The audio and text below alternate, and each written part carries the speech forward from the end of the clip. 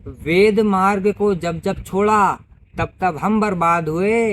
दयानंद के पद चिन्हों पर चलकर हम आज़ाद हुए। नमस्कार, मेरा नाम प्रियम आर्य है और मैं आप सभी के समक्ष कुछ पंक्तियाँ रखता हूँ। जब मैंने महर्षि दयानंद को पढ़ा, जब मैंने महर्षि दयानंद को जाना, तब मैंने 4 पंक्तियाँ लिखीं कि मुझको उसके मन में चारों धाम दिखाई देते हैं। मुझको उसके मन में चारों धाम दिखाई देते हैं। मुझको उसकी छाया में भगवान दिखाई देते हैं। उसने हम सबके जीवन में ज्ञान का दीपक जला दिया। मुझे महर्षि दयानंद में राम दिखाई देते हैं।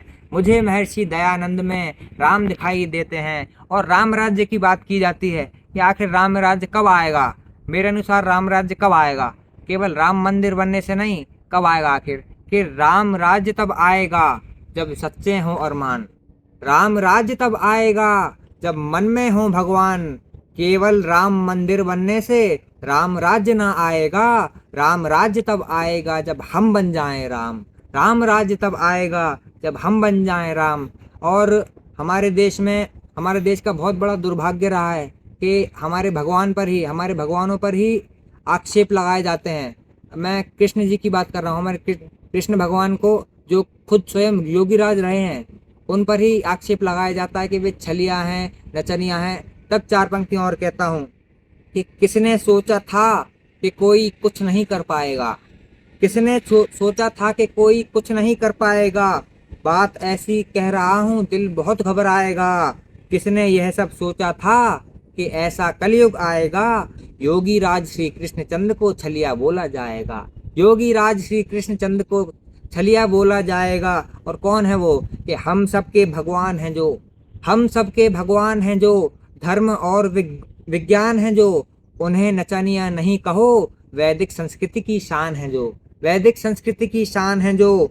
हमें हमारे जीवन के, और आखिर क्या सिखाते हैं वो हमें? कि हमें हमारे जीवन के हर गम को कैसे सीना है।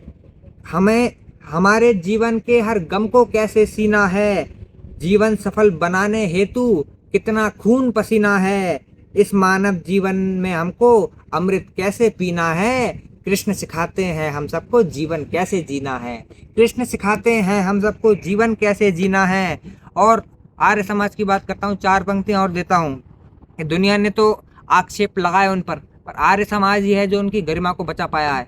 तब कहता हूँ कि उनकी सुनाई गीता को दुनिया ने मंजिल नहीं किया। उनकी सुनाई गीता को दुनिया ने मंजिल नहीं किया। सब कुछ हासिल कर सकते थे लेकिन हासिल नहीं किया। दुनिया ने तो छलिया रसिया चोर कहा है कान्हा को। बस आर्य समाज ने ही उनकी गरिमा को धूमिल नहीं किया। बस आर्य समाज ने ही उनकी गरिमा को धूमिल नहीं किया। पढ़ना है तो ऋषियों के संदेश पढ़ो। पढ़ना है तो ऋषियों के संदेश पढ़ो। ढोंग छोड़कर धर्म पढ़ो और देश पढ़ो। अगर किसी को सुंदर जीवन जीना है तो जाकर के गीता के उपदेश पढ़ो। तो जाकर के गीता के उपदेश पढ़ो। और एक कविता रखना चाहता हूँ और कुछ पंक्तियाँ पढ़ना चाहता हूँ कि वेद पर आश्रित हो जाए वो पंथ अमर हो जाता है।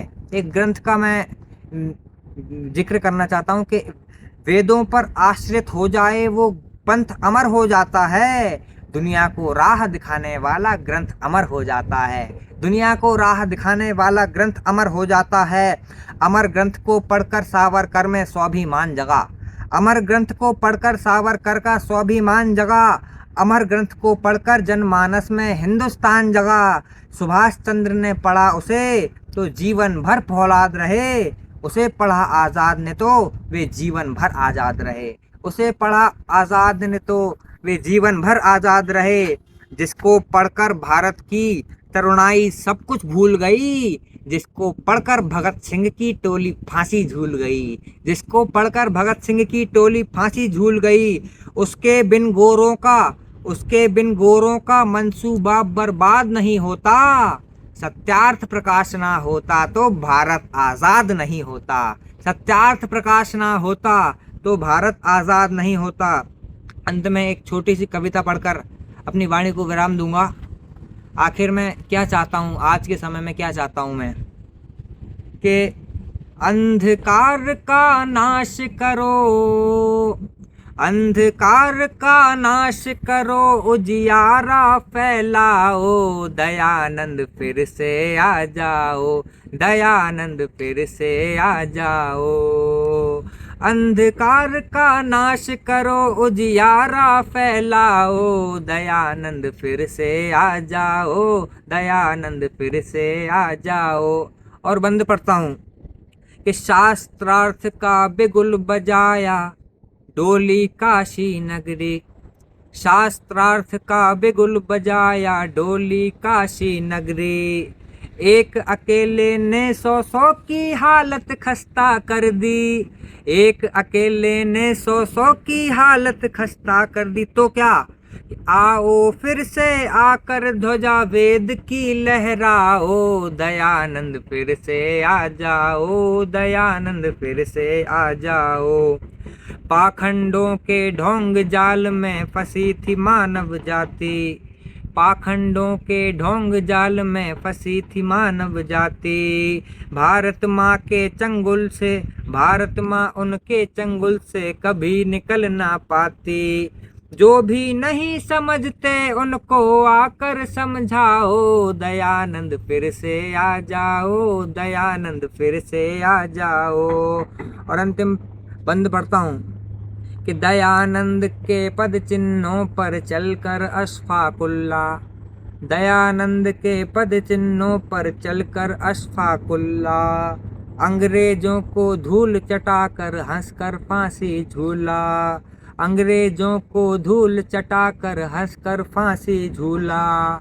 देश के खातिर जियो, देश के खातिर मर जाओ, दयानंद फिर से आ जाओ, दयानंद फिर से आ जाओ।